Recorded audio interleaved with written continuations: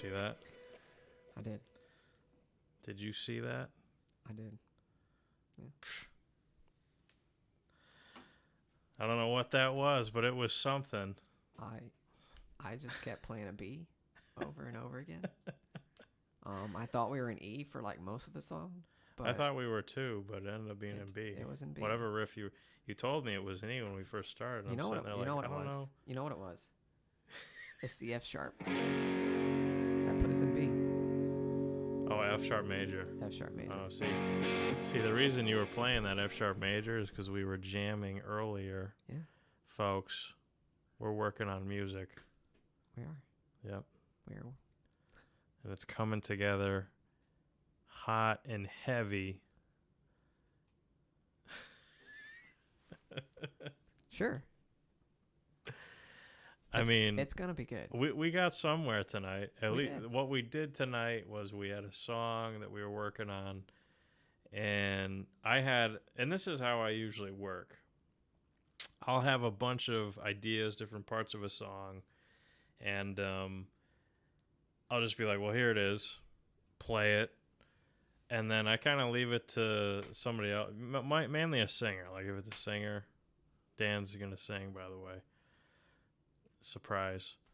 So I'll hand that to you, and I'll be like, here are the parts, all the different stuff that I wrote out. How do you want to organize it? So it's like, do you want to drag this part out more, a little less of that? You know, that's usually how I work. What does a song make you feel? What do you want to express through it? Yeah. Normally I have to do like all that by myself. So I write down a whole bunch of words. Mm-hmm. And then I'm like, okay, well, the guitar part's okay, but it's like 4 chords. Right. Which is fine. It's fun. It's easy. Mm-hmm. But I like how you throw stuff together that's a lot more complex. Who? You. Me? Yeah. Oh, yeah. Yeah. Well, I appreciate that. Yeah. Yeah, because it's, I do like to add something in there that'll kind of, spike some interest, or like kind of be like, oh, I didn't expect that. But we were joking earlier, like, yeah, this song it has a verse and a chorus, but I have variations of those that happen throughout the whole thing, I think is what it is. Yeah. Right? I think you're right. Yeah. Like, it doesn't have a true bridge. I guess it kind of does.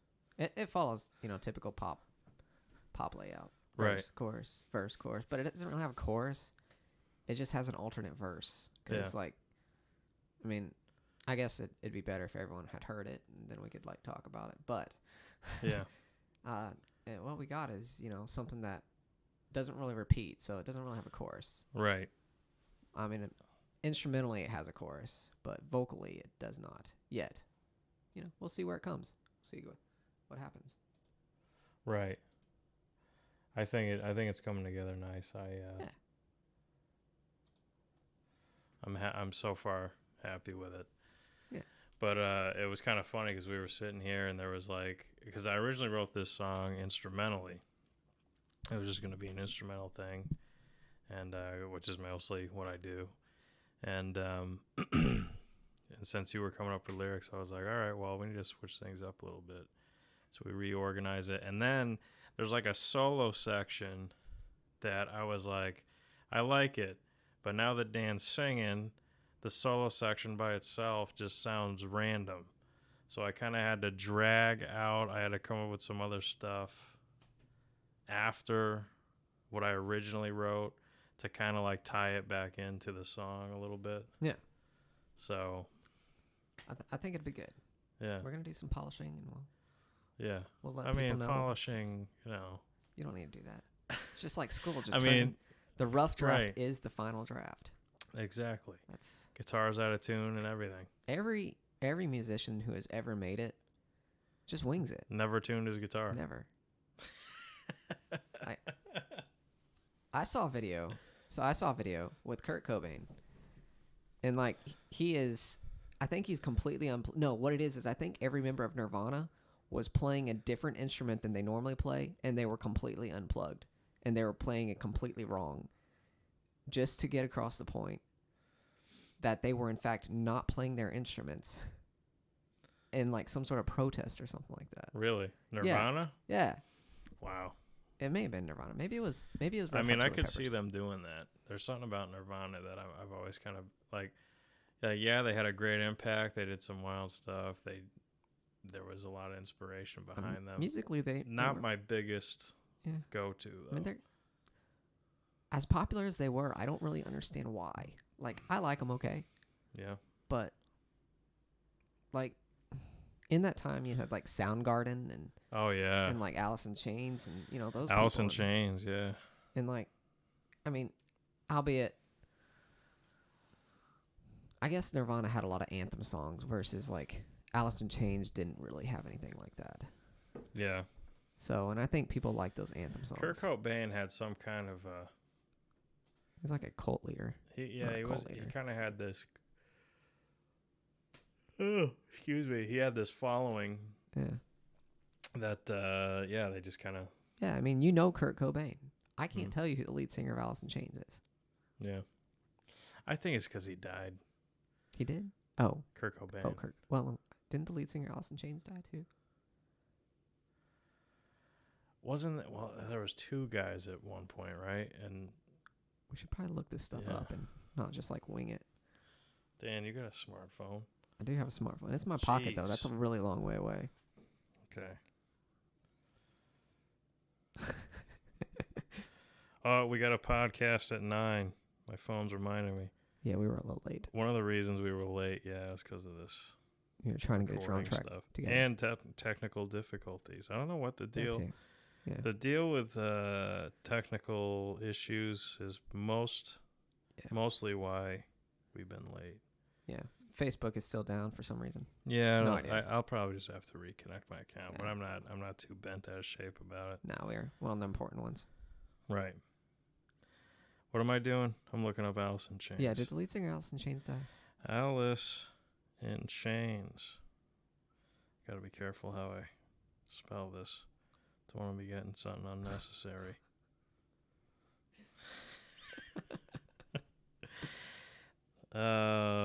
Vocalist Jerry Cantrell. Lane Staley. Yeah, that's it. That's the name I was thinking of. Jerry Cantrell, Sean Kinney.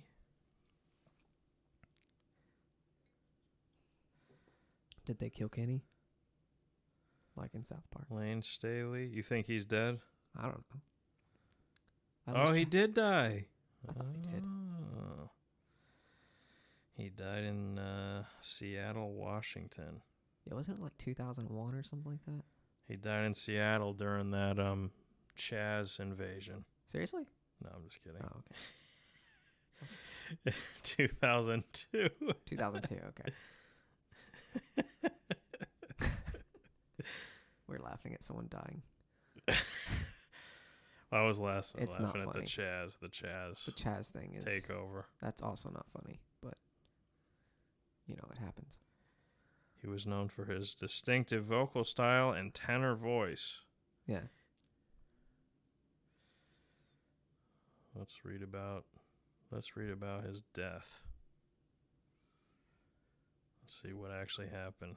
Because you think he oh look, there's a tab specifically for his death.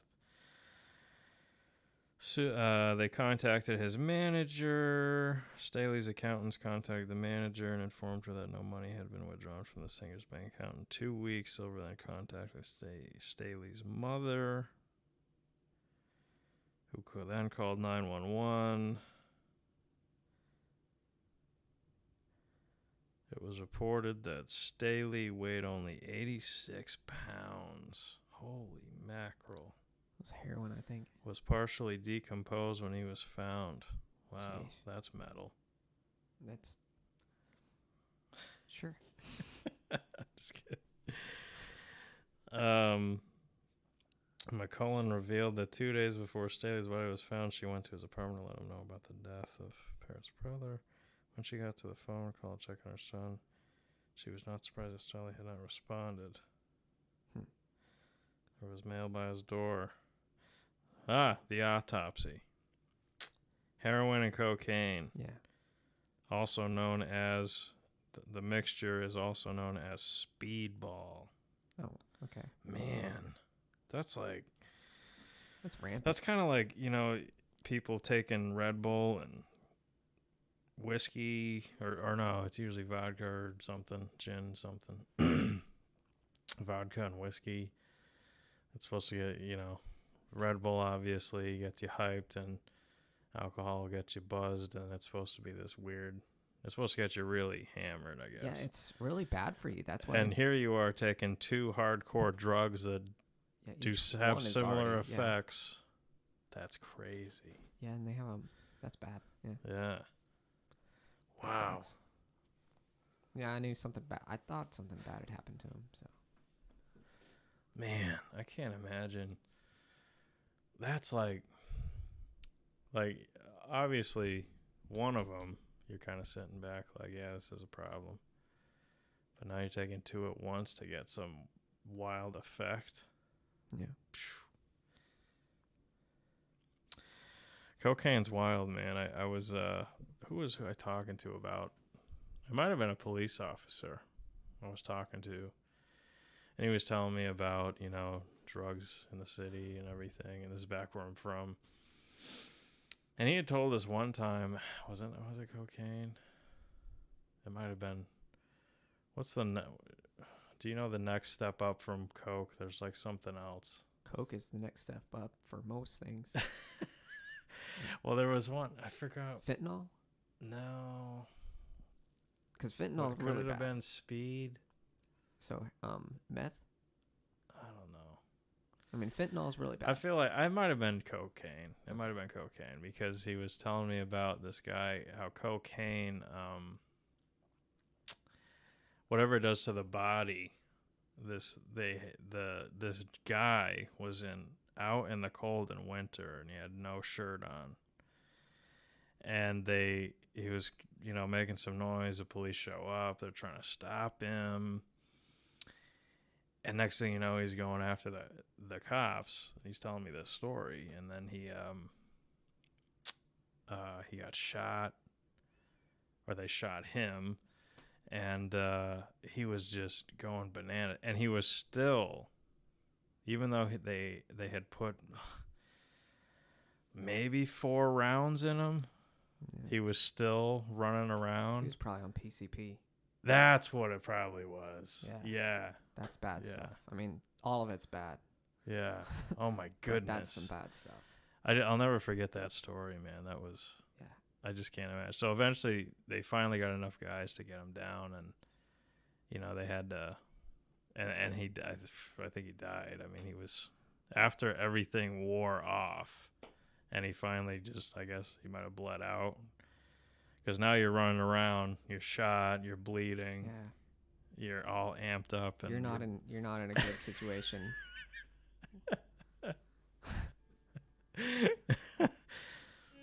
Yeah, crazy.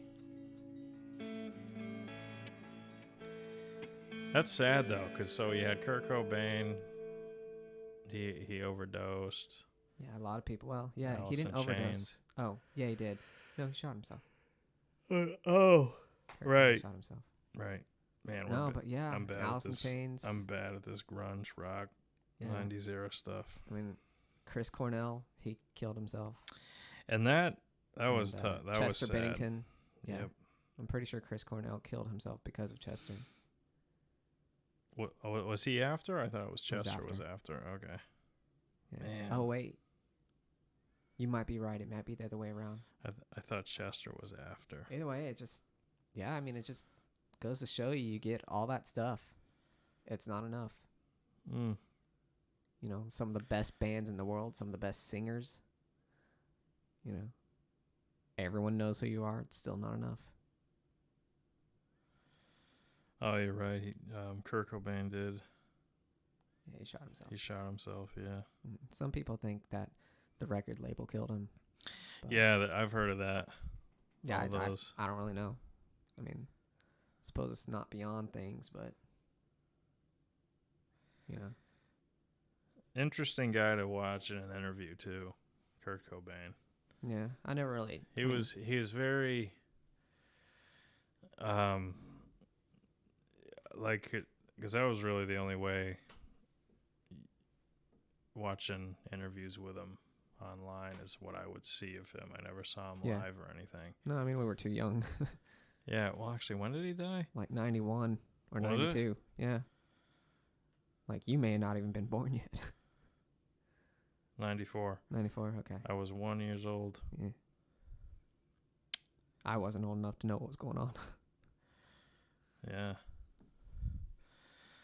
Wow.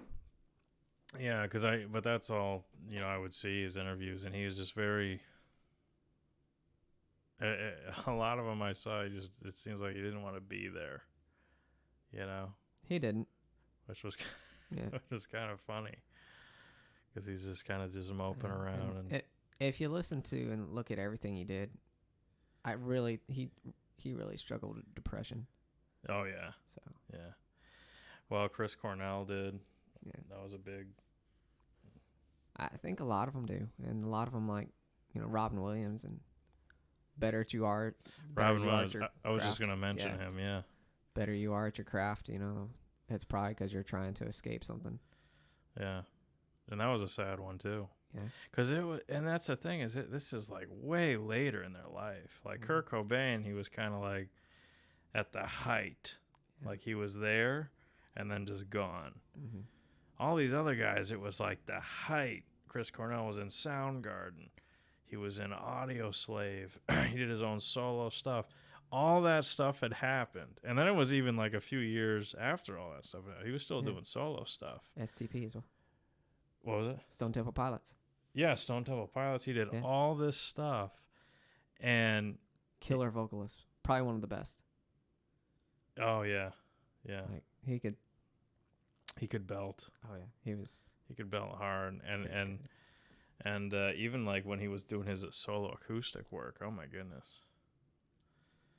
I loved his version of pretty much everything. There were a few things that I was like, but I still loved it because he sang it. Like he did these Led Zeppelin tunes. Mm-hmm. And I was like, oh, that's him just singing it with his acoustic guitar was so nice. Yeah. It was Thank You by Led Zeppelin. Okay. It was so beautiful. Yeah, I actually had to listen to that because I really. Oh, it is like, because the Led Zeppelin song Thank You by itself is great. But with him singing it just on his acoustic and he's just playing really intimate. Mm-hmm. I mean, it's a heart wrencher. Yeah. It really is. Especially since he's gone. Yeah. Which is really a bummer. Yep. But but yeah, like I was saying, after he did all of that, he committed suicide. And like there was kind of like I felt like there was a little bit of a dead season. Like there wasn't a whole lot. I don't know if he had come out with recent stuff, solo stuff. Yeah, it had been a while. It had been a few years where nothing was really, you didn't really hear of Chris Cornell. Yeah. And then he was gone. Oh, and the other crazy thing, sang in one of the James Bond movies. Oh yeah. With Daniel Craig. He didn't sing with Daniel Craig, but one of the James. No, Bond. Daniel. Yeah, well, okay. no, it was it was the opening. Yeah, no, I know what you're talking about. Yeah. Him and Daniel Craig were on stage in the James Bond movie. Chris Cornell was singing. Daniel Craig was shooting people. That was the scene. No, I can't remember what was it? Quantum of Solace? I was gonna say I do Or not was remember that at all. But it was it was the first or second one he sang in. Yeah, I'll have to look that up. I don't remember. I know what you're talking about though. Now that you mention it. So. And then all the movies after that, they had some other new singer, and I mean, it was just like they're trying to make it exciting for the kids of whatever year the next film came out, and it was like the newest one they had Billie Eilish. Mrs. Eyelash. Sang the song. Yeah. William. And I was like, ugh. William Eyelash. There's a So Rainn Wilson, do you know who that is from The Office? Yeah. He played Dwight. So Yep. I just saw a video where he went over and he interviewed with her because she was like a big Office fan or something like that. Really? So it was funny to see them interact, and but he called her William Eyelash, so, Mr. William Eyelash. Is that one of he did a show for a while where he was interviewing people. That may have been it. Out of his van. He had rigged up this van. Yeah, I don't know. I just saw it on YouTube or something like. He had rigged out this van, the back of it to be a studio. Yeah. And he just tried because in real life, Rainn Wilson is like a real hippie, I guess. Yeah. He doesn't, Do you see that? You remember that movie with him where he plays with the kids in a band? He's trying to be a rock and roll guy. Oh, I haven't, and I've wanted The Rocker. Yeah. Right? Is that it's actually really good, yeah. I do want to see it. It's really good. Like it's got strong School of Rock vibes, but it's a little less weird. Like School of Rock was awesome, but looking back on it, it's a little weird. Is that the one where they're Skyping him and he opens up his laptop and he's tapping the camera, he's like, "Hey, is this thing on?" And he's tapping the camera like it's a microphone, and his mouth is in front of it. Yeah. And they're all like, "Sir, that's your camera." And he's like, all right, hang on, 1, 2, 3. I don't remember what it was. No, and he didn't have, and he was in his boxers because he thought it was just a mic and all audio and no video. So he starts playing drums in his underwear, and they're all watching him on Skype. Oh. I think that's it. I think that was the one. Yeah, it was a good one. Favorite part of it, they start playing with a drum machine. He comes out and he rips it like out of the wall or something. I can't remember. But he just like gets mad, and then he's like, "No drum machine," and then he walks off because he was like their next door neighbor or something. Oh, so he's like an ex drummer, and he's just can't figure out how to do life and things like that. So yeah. Every musician's movie story is like, hey, can't make money doing musician, but these kids are going to help me. Yeah, that's true, huh? Yeah. That's what you ought to do. Get your band. Just of like kids wanting to learn. Just like find out, like scroll around the high school and be like, hey. Yeah. Hey. Well, what's funny is my wife, who you know. Yeah, I do know her. Yeah. She comes out and says hi to Dan sometimes. Just kidding. She will talk Dan's ear off for I will. About I met her before I met you, so. And that too. But we talked about me going to her school that she teaches at and getting some kids together and teaching them how to improvise. So like getting her jazz band or whoever from whatever group having this setting. And I was just like, well, since none of them really know what improvisation is, I would just start showing them scales, things about improv, and then I'd probably start with blues and give them like some B.B. King tunes, and then they would all get a chance to play, and at her concert, because it's kind of cool. You'd stand up and you'd say, this next part of the show, each kid is going to actually improvise over it, and there will be their idea on the spot. Yeah. So we thought about doing that. So, all right. How would you go about moving beyond your standard blues improv? Like, so you got your blues scale, you got the pentatonic scale. Yeah. And I got way too much delay on that. But yeah, I feel like I get stuck there a lot.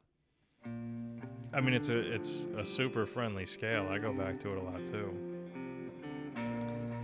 Like, one thing I've been doing to do better is getting the major scale in there, and that helps a lot. But I guess it depends on the type of music you're playing too. Well, the song that we were just playing in the intro The one we. Okay, yeah. I was playing.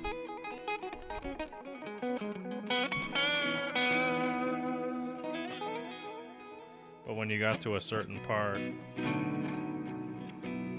it was after that, the part where you're like, yeah, so right there you're hitting a flat major 7 chord. So what that would imply to me is that I was just playing a major pentatonic scale. Yeah. Were you playing E? But as soon as you hit that chord, I want to add another note, which will make it a Mixolydian scale, because the Mixolydian scale is a major scale with a flat 7. You were playing a flat major 7 chord. So when you did that, so go ahead and play your riff.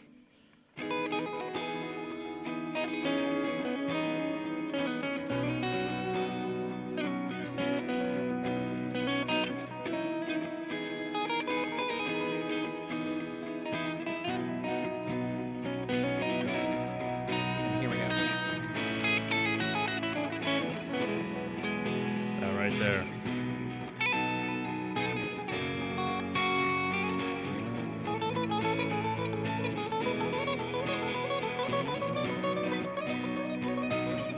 So right there, I turn it into a Mixolydian. When I start hearing the harmony go somewhere, that'll determine what I will play. And then when we were just sitting on that drone. Yeah, the B. We were doing the B. So here, I'm going to play a drone.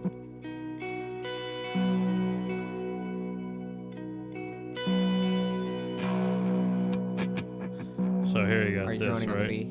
Yeah. So you got your B.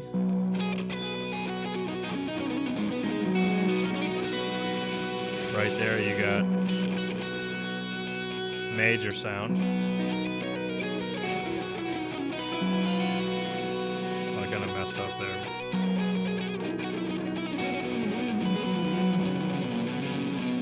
If I want to spice it up, I'll do a Mixolydian scale.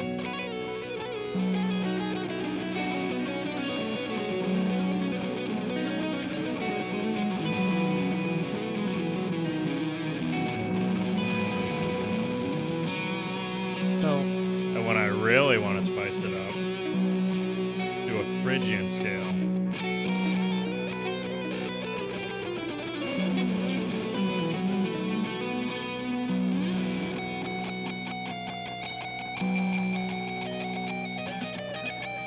And this is kind of like what I was doing now.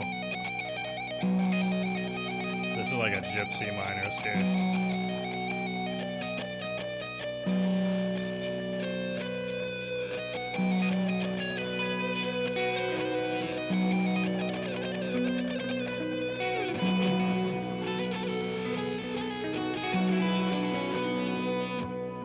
So what's your question? So, you're doing a B Mixolydian is what you said, right? When you were playing your song. What's the relative major for that? B Mixolydian? Yeah. E major. E major. So, interesting. I think so. Hang on. Yeah. So, if you play the B Mixolydian then and I play an E under it. It would be E major. Okay.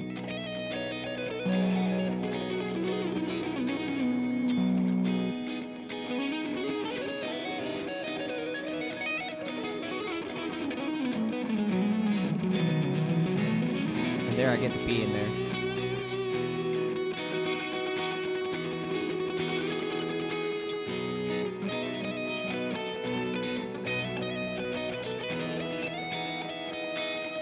So then would you go to a B major when I go to this next part? No.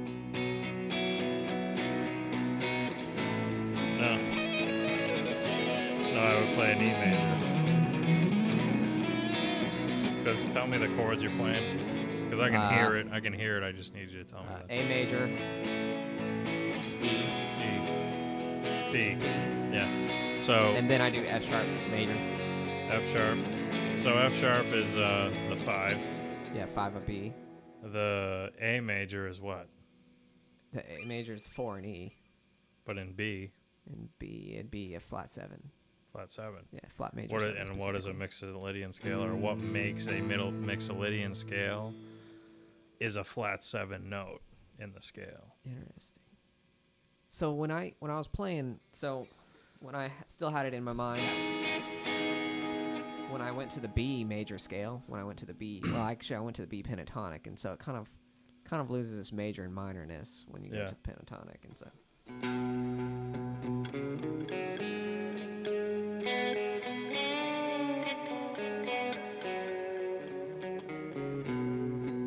So you're playing like a major pentatonic Yeah, but scale. it fits this. Oh yeah, it will. The reason why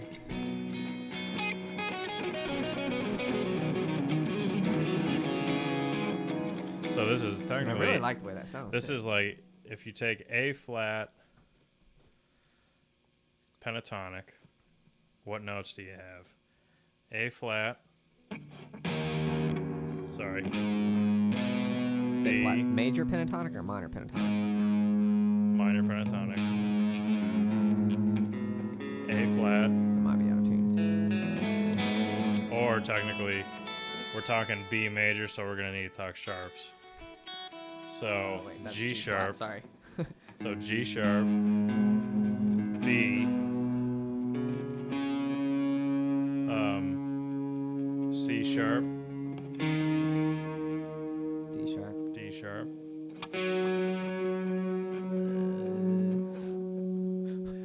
Whatever's next. F sharp.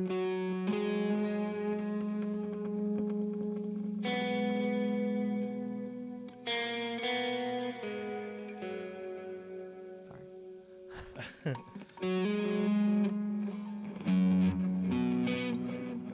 So you got A, sorry.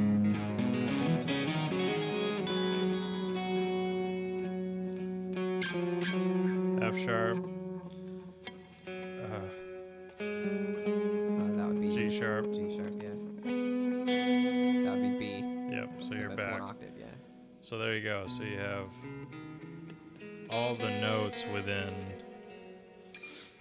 What happens if You got so in the key of B, you got your 5, you got your 3rd, right? You got your D sharp, you got your F sharp, your G sharp. According to this, is gonna be your 6, right? Yeah. in E or B? And B. In B. We're talking B. Yeah. So in the key of B, 6, it'll be your 6. So you got your 5, your 3, your 6, your root. I think that's 7. Let's So all of these notes are very friendly to the key, and the scales like Mixolydian scale, you're not playing an A natural when you're playing this scale.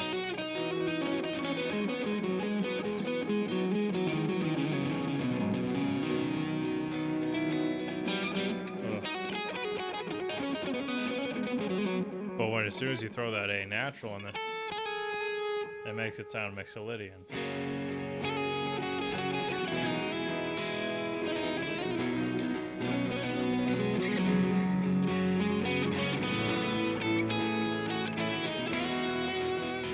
That's how it works. So a pentatonic scale It's weird.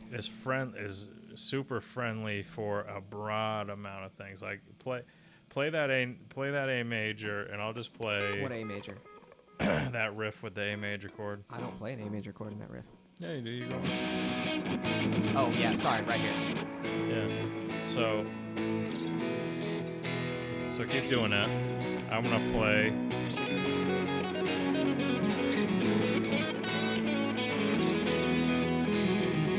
You can't sound bad. It just sounds good. But as soon as I add that kind of spices it. It's like you're recognizing that harmony change by playing that note. Yeah. It's weird though because so we start on that E. We start on the E major 7. But I guess that's kind of ambiguous, isn't it? Because the E major 7 could be the 1 or the 4. It could be the 4 in B, right? Yeah. And so we think it's E, and we're still in E because we just went down to the 5. Yeah. But then so we go to the 5, and then I suspend. But then I go to the 4 of E, but it sounds like it's a flat major 7. Yeah. It's the same exact thing. Everything you're saying I get is it. related and is the same. I'm just wondering, like, so if we do an E power chord, then Yeah. does it as easily transit? Yeah.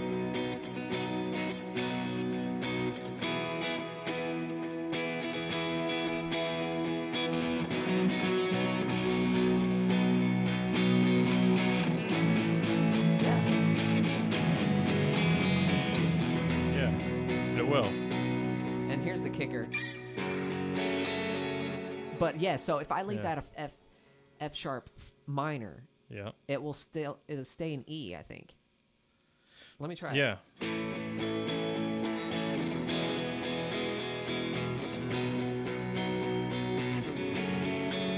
Yeah. Yeah, that's interesting. Okay. But because you had it, But if I leave it, interesting. Okay. but because you had it as a F major, it'll want to go back to B. Yeah. Yeah. No, that's a technique that's used in a heck of a lot of songs, as well as a lot of these rock tunes that. A lot of these rock tunes that.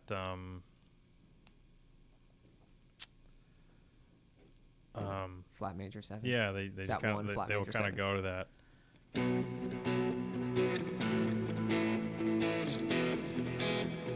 Yeah. One of the coolest things you'll hear. Here, let me shut this off. This is. I would shut off my extra delay, but I can't.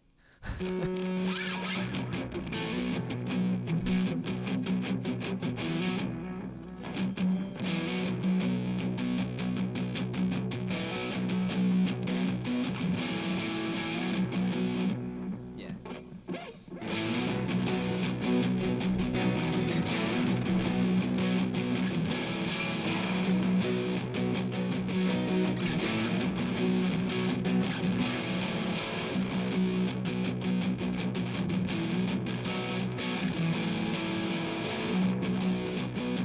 So here you got a tonic. We're in B still. Tonic going from the flat 7 to the 1. Now you can sit there and play rock and roll stuff like this. Yeah.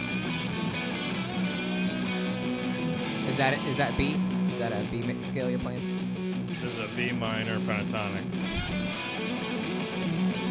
B minor. Okay, so Or there's I can play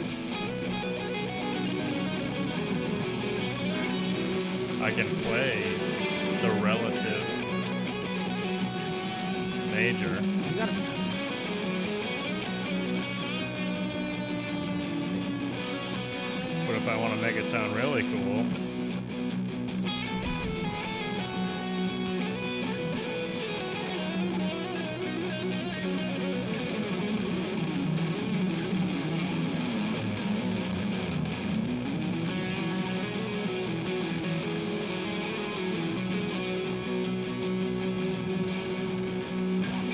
that's a Mixolydian scale.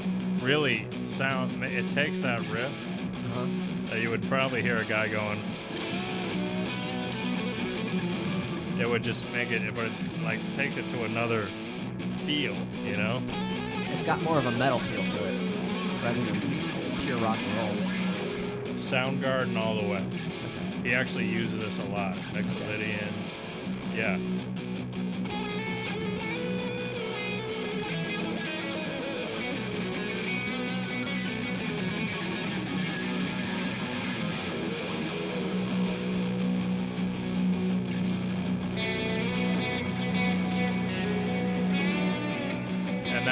this riff, since it's so simple, opens up a whole world of other things that you can try to do. One of them being play a Phrygian, which will make it sound very, I usually say Middle Eastern. It makes it sound very, you know.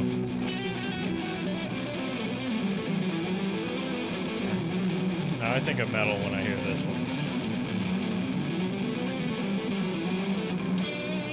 Yeah, you'll do a lot of solos like that though. Guitar solos. Does that kind of make sense? Yeah. Yeah. I mean, I need to remember my modes. I always forget the modes. Like. Yeah, well, I know all the majors. In my head, when I think of things, because, you know, obviously, these things need to be, when you're dealing with a drone, it's very easy. But a lot of the times, like with what we opened up the show with your song, is how I like to approach a lot of things, where the harmony will change as well as the scale, and it kind of takes things in a different route, you know? Yeah, and I feel like that's huge if you can, like, because normally you got your 1, 2, 3, 4, 5, and 6, and rarely people will play a 7 if you're not playing jazz music. You know, 7's pretty uncommon. Well, a diminished 7th is what it is. Yeah. So diatonic. I'm talking about diatonic. Right. And so, but being able to draw in from other keys, you know, is really right. Because, like, so, you know, country music, I do this a lot. And then you can get the F in there.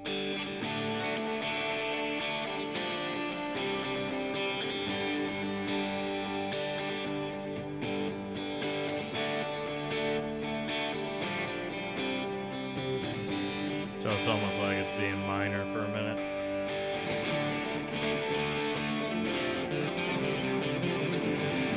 Yeah. Yeah. Yeah, and hymns will do that. So what it is basically, so you got your C, you got your G, and you got your C. Yeah. And it, depending on how you play with them, yeah. You can borrow the 5 from the C, or the 4 from the C. F. Yeah. And then you go back to the 4 from the, Yeah. or you go back to the 5 from the G. Yeah. See, the way I like to think of that in my head is you're just kind of making it sound like a minor for a second. Yeah. You know, like if we were sitting here going.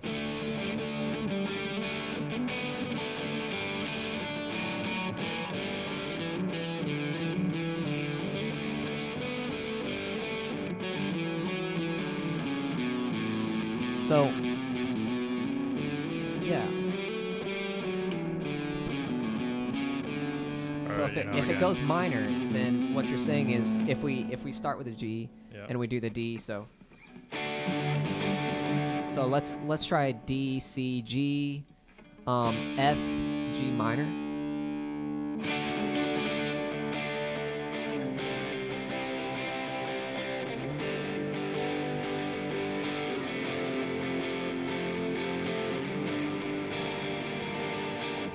This just feels weird. I bet if I figure out a different progression, I can make it work. You're doing a D to a C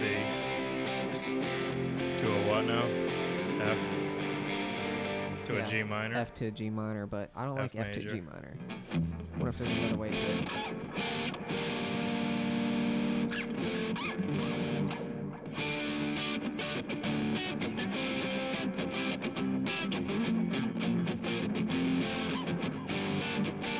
I bet the problem is The because we reason start on why- the D is because we Yeah. think we're in D. Yeah, you're making it Okay, let's start in C because then. the G. Remember, G is the 4, so that's kind of important.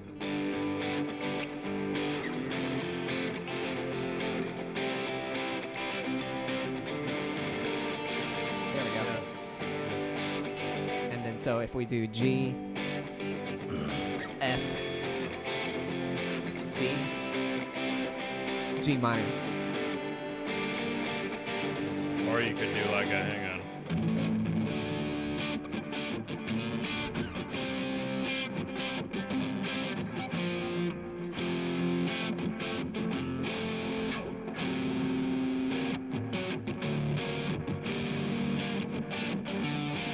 shut my distortion off here, so.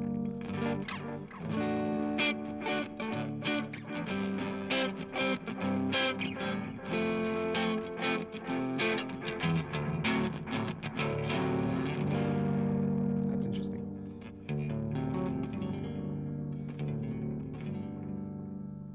But yeah. Also, I keep forgetting you playing a 7-string guitar, and I'm like, yeah.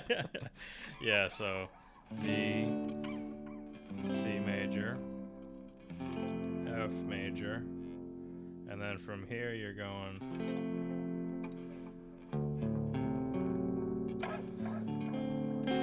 You're making a D7.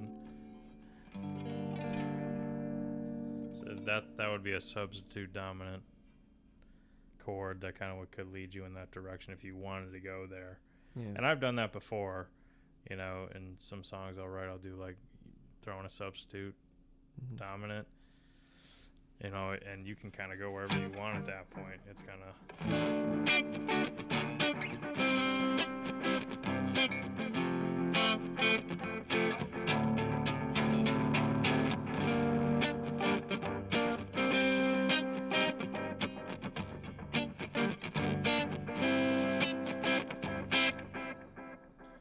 You can kind of dance between which this is this is Pink Floyd all the way right here.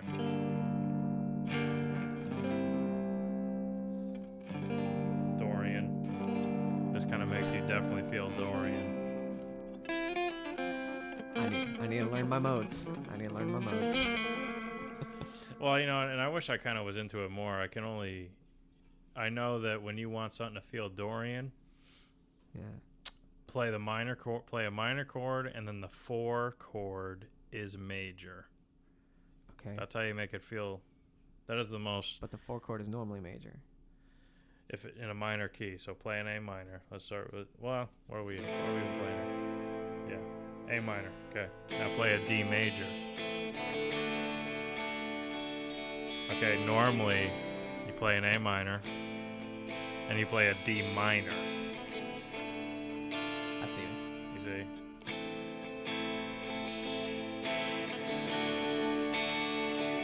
Yeah, see? Where does that one go to?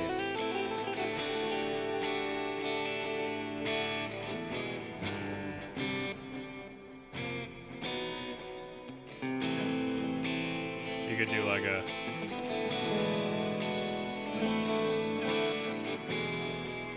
Yeah, you could do.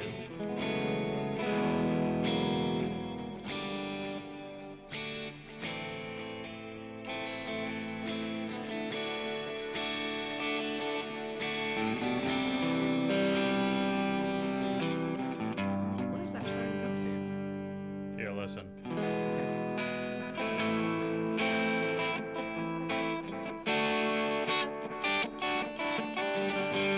Yeah, that's it. So it's just a G. Yeah.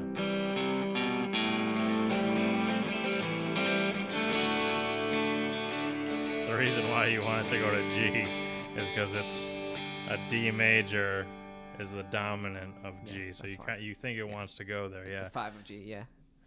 Which now, here, ready to blow your mind on this? Okay. You're playing a Dorian scale. So go ahead and play an A minor for me. Oops.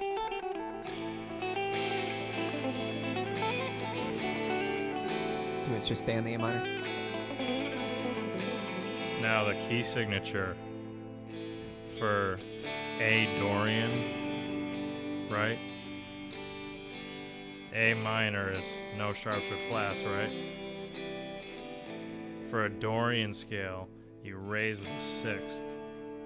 So what does that give you? 1 sharp. What key has 1 sharp? G. Bam. G. There you go. G major. So you're playing a G major scale over an A minor and I a D. passed music theory.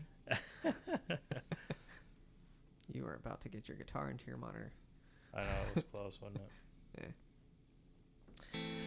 it? Cool. But yeah, It's a that's lot how- of music theory for tonight. yeah. just for that, we're gonna have to play something. Keep playing that weird Dorian stuff.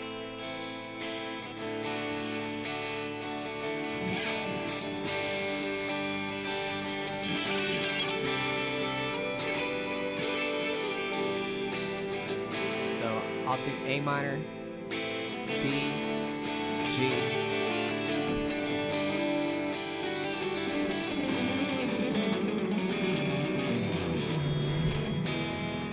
Ooh, I'm gonna go E major. So that's what I'll do. I'll do A minor, Okay. D, G,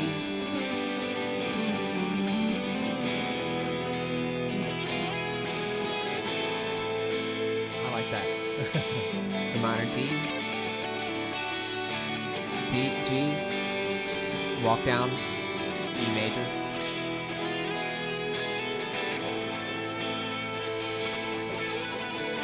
It sounds like Avenged Sevenfold.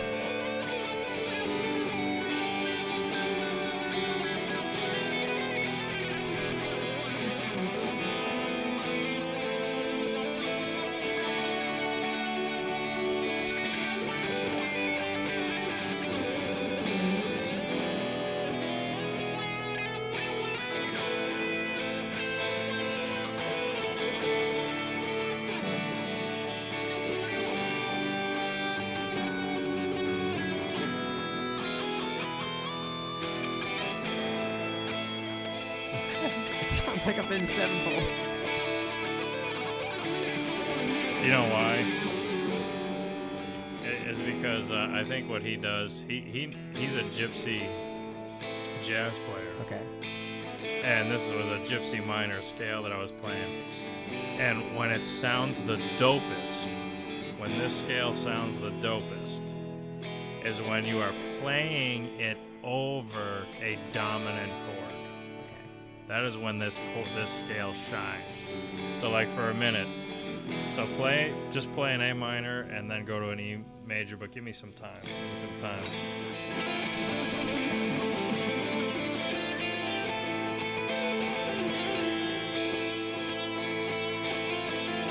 Yeah, okay.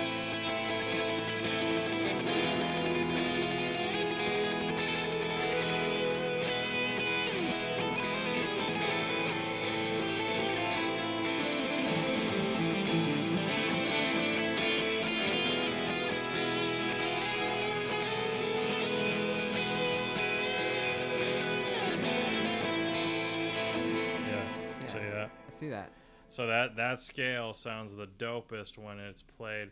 And when I say Hungarian minor, you might say, well, what, in what relation? Like, what's your starting note? What's your root note? And it's A Hungarian minor. So play an A minor, and it sounds kind of funky over the A minor. But it almost sounds like it belongs with the E when you play the E. Yeah. You know what I'm saying? Okay. So do you want me to go back to the other chord progression? Yeah, sure, go ahead. E, D, G, Sure, E, let's do that major. again.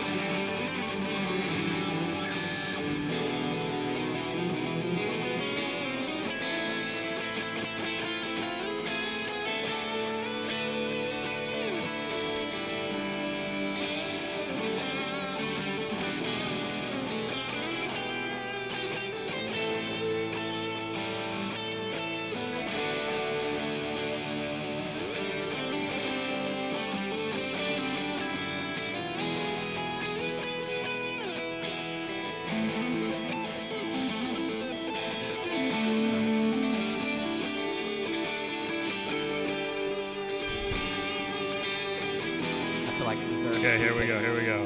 Keep going.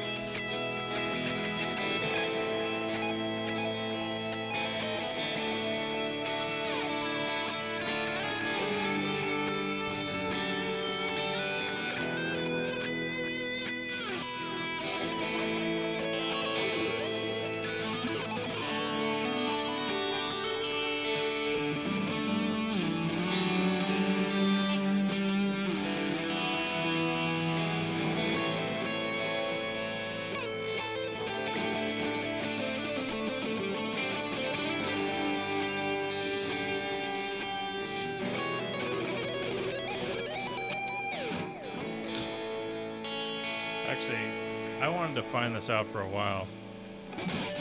So you're playing when you're playing that E major.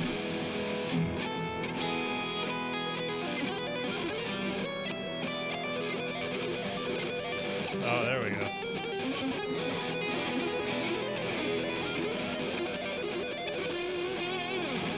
There we go. Okay. That's how that works. Nice. Well, that wasn't really a beautiful ending, but hey, I now have. we're trying to figure things out. I have seized the day stuck in my head by Avenged Sevenfold. I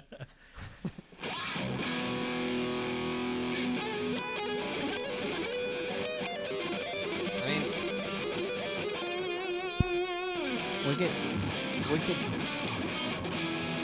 we could do two minutes of something like.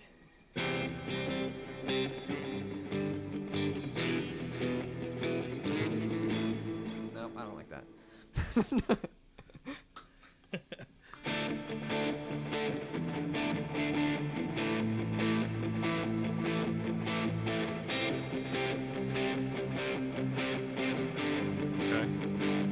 Okay.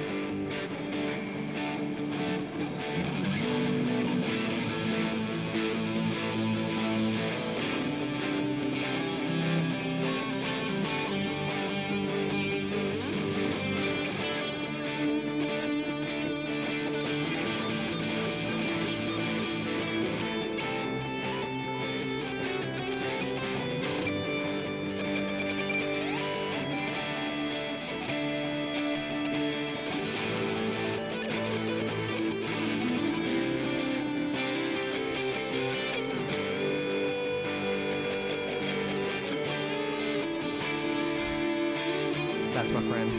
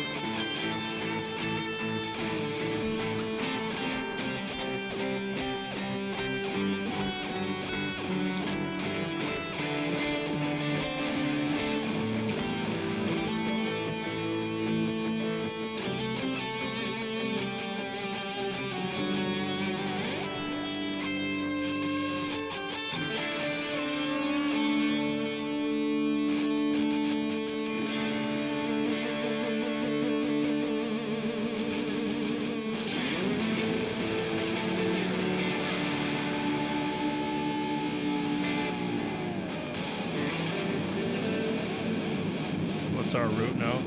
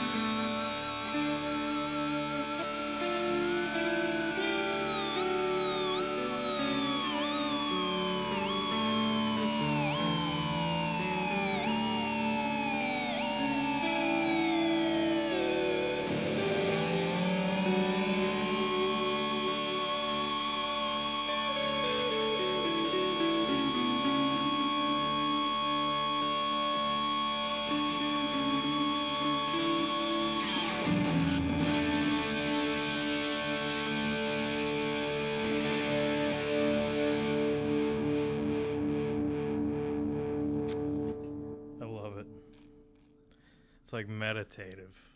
It is. It is. It's like I could just sit there and play like a Mixolydian thing, and I just like enter another realm or something. So I'm still in the room, but you know, hey, it's meditative. Like my mind's clear. who needs? All I gotta say is, capping back to what we were talking about earlier. Who needs drugs when we can just get there sonically? So right here's what I think we make shirts. Who needs drugs when you got rock and roll? Wow, we need to make shirts. I don't know. I have. I'll make shirts. I have shirt ideas. Really? I'll show you. I gotta show you my shirt Okay. idea. Merchandise. It will not sell, but I love it. I mean, sales is what? It's how you make money. Well, there you go. We'll have merchandise, people, with our favorite quotes. That sounds good to me. Yeah.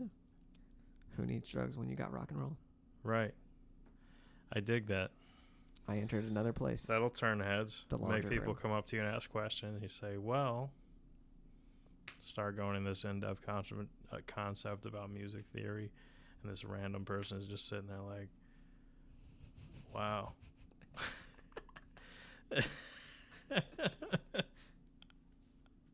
Ah, beautiful. Well, are we good, Dan? You got anything else we need to say? I think I'm good. Think we're good? I think we're good. I think we covered a lot tonight. We covered a lot tonight. So, yeah, everything from drugs to music theory to jams and I mean, that was basically all we covered, but it was beautiful. Yeah. Yeah. Nice. Stay tuned for more. We'll have our own music out soon. And by soon, we mean soon. Whenever it gets out. Right. Right. Just stay tuned for that. We'll keep you posted. All right. Podcast out. ELFguitar. Peace.